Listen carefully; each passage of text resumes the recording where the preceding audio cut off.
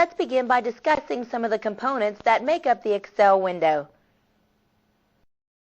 The title bar is the bar across the top of the window. It shows the name of the file that is currently being used. Excel starts off with a default name of Book 1. As we create new files, the name changes. Just below the title bar is the menu bar. The menu bar contains the drop-down menus for Excel.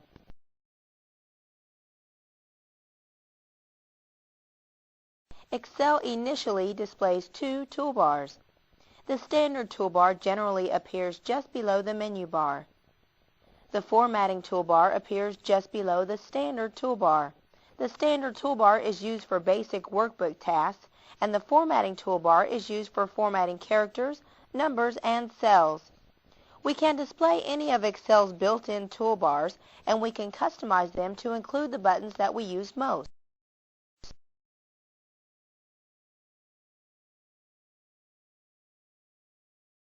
Excel automatically saves any changes we make to our toolbars. To display a list of Excel toolbars, click on the View menu and choose Toolbars. For a brief description of what a tool does, place the mouse on top of it.